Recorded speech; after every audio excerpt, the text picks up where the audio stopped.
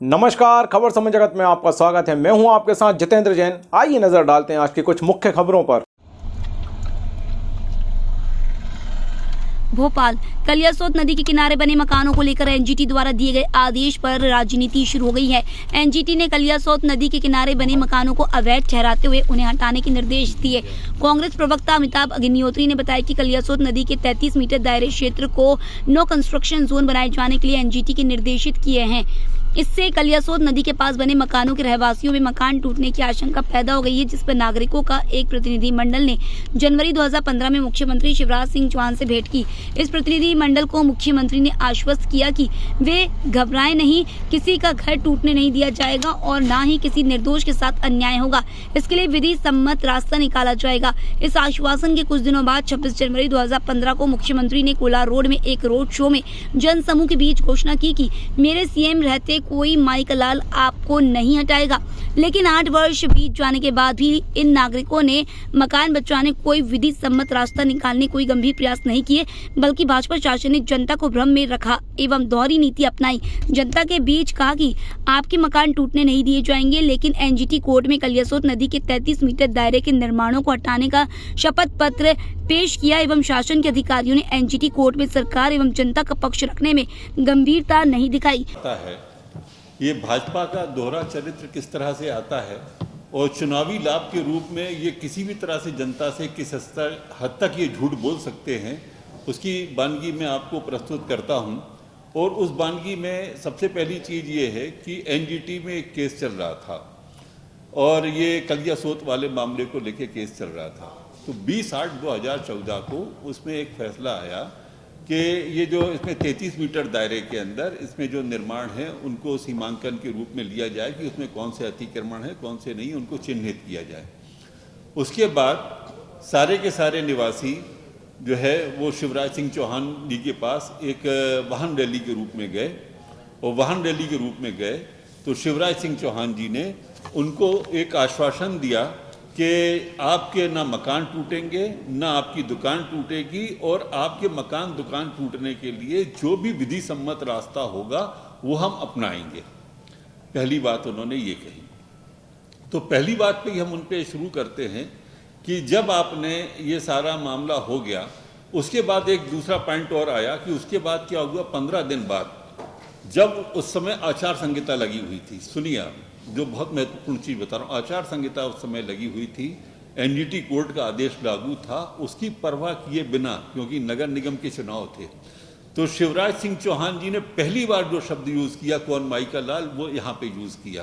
तो कोलार में एक रैली थी, उस रैली के अंदर शिवराज सिंह चौहान जी ने, मैंने आपको ये कागज़ दिया है, आपको विज्ञप्ति में मिल जाएगा, ये छपा हुआ था कागज़ कि कौन माई का लाल होता है कि आपके मकान को तोड़ देगा। कोई माई के लाल में हिम्मत नहीं है कि ये एक तरह से एनजीटी को भी चैलेंज था और ये एक तरह से आचार संहिता का उल्लंघन भी था। ये दोनों चीज़ें थी। लेकिन शिवराज जी की जब ये चीज़ें सामने आई, उसके बाद शिवराज जी का बात ये आई कि भाई नागरिकों को विश्वास हो गया कि शिवराज जी कोई ना कोई तो विधि सम्मत रास्ता निकालेंगे ही निकालेंगे। तो शिवराज जी ने विधि सम्मत रास्ता तो निकाला नहीं।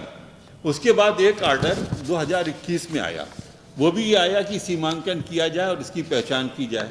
तो 2014 का जो आर्डर था वो और 2021 का जो आर्डर था वो, दोनों आर्डरों की जब अधिकारियों ने अनदेखी की, शिवराज सरकार ने अनदेखी की, शिवराज जी ने अनदेखी की, उसके बाद कोर्ट में ये कहा गया कि कैसे, मतलब कहते हैं बातचीत हो कि कैसे अब बात मान लें कि आप कार्रवाई करेंगे। तो शिवराज सरकार के आपके जो है प्रिंसिपल सेक्रेटरी अर्बन और आपका हाउसिंग जो थे आपके, इन्होंने जाके जो आपका एक शपथ पत्र दिया इन्होंने पूरा कि नीरज मंडलोई जी ने, कि हम इन जो मकान हैं उनको हम जो है कहते हैं किसी तरह से पहचान करके जो भी अतिक्रमण है उसको हम हटाएंगे।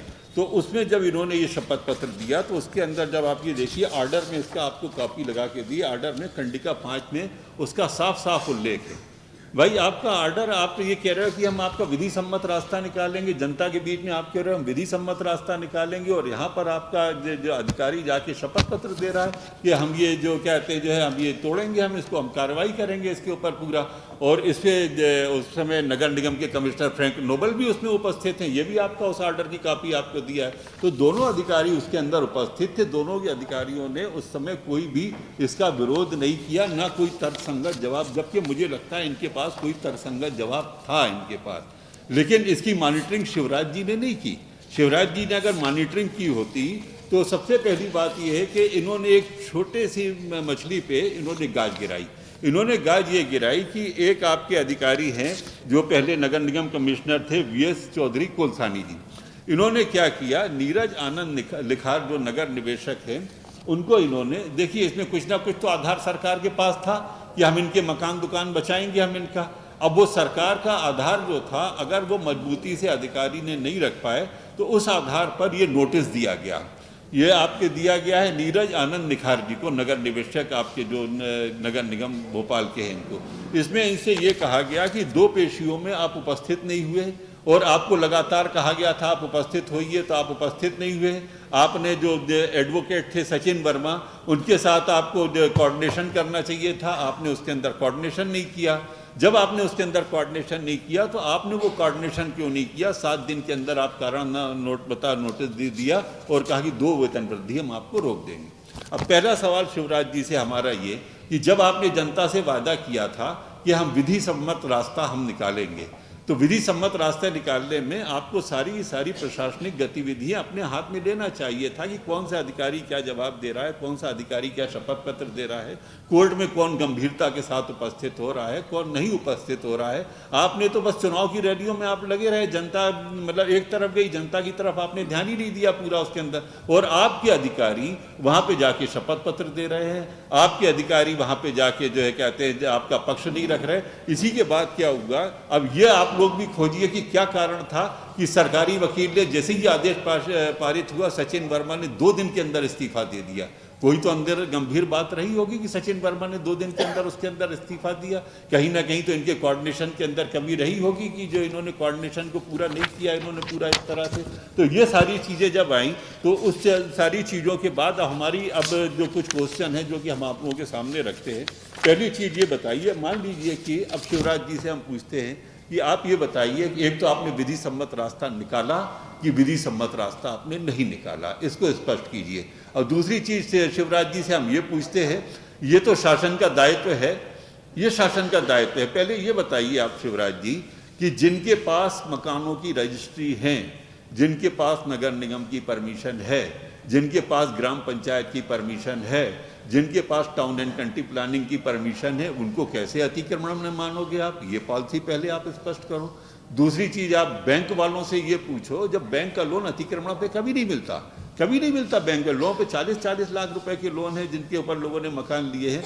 अब जब बैंक का अधिकारी आता है तो जब सारे कागज नंबर 1 में देखता है तभी तो बैंक का लोन देता है। और कोलार के 90% मकान इस समय जो है बैंक लोन के ऊपर चल रहे हैं। तो आप ये बताइए, अगर ये मकान आपने जो अच्छा इस शपथ पत्र में इन्होंने ये दिया है कि, और जो ऑर्डर आया है, ऑर्डर में ये दिया है कि 2 महीने के अंदर हम इसकी पहचान करेंगे हम इसकी, और उसके बाद हम 31 दिसंबर तक हम इसका पालन करेंगे, जो अतिक्रमण पाए जाएंगे उनको तोड़ेंगे, और 15 जनवरी को इसका हम पालन प्रतिवेदन कोर्ट के अंदर प्रस्तुत करेंगे। अब बचे सिर्फ 3 महीने। तो उस पर हमारे ये क्वेश्चन थे, अभी बताइए, मान लीजिए बैंक का लोन है और बैंक के लोन का अगर आपने तोड़ दिया तो उसका जो 40 लाख 30 लाख 20 लाख का जो बकाया वो कौन करेगा?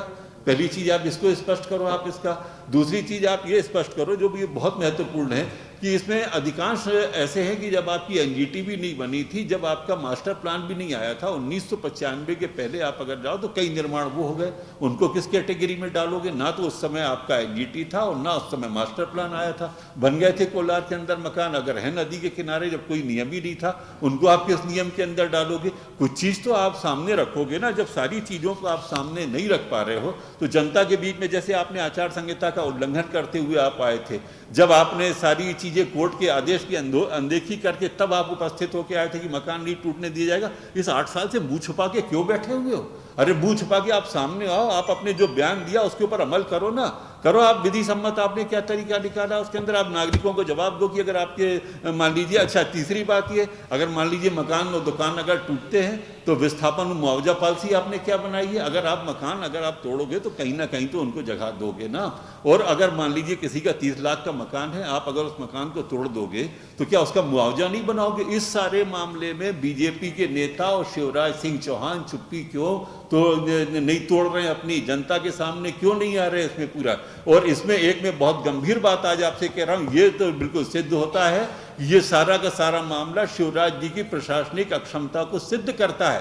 ये आपके अधिकारी जनता के खिलाफ जाके शपथ पत्र दे रहे हैं कोर्ट के अंदर कि हम तोड़ेंगे, आपके अधिकारी जो है कोर्ट में उपस्थित नहीं हो रहे आपके, और कोर्ट में आपके पक्ष को सही ढंग से रख नहीं रहे, आपके अधिकारी जो है सारी की सारी चीज़ों पे इसकी वजह से दिक्कत होने के बाद आपके किसी वजह से कोई गंभीर कारण रहा होगा कि सरकारी वकील इस्तीफा देके जा रहा है, इसकी जवाबदारी तो एक मुख्यमंत्री की होगी ना। तो आपको मुख्यमंत्री को इस्तीफे देने की मैं मांग करता हूँ।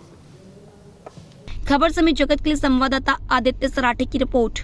For latest news, subscribe to our channel and press the bell icon.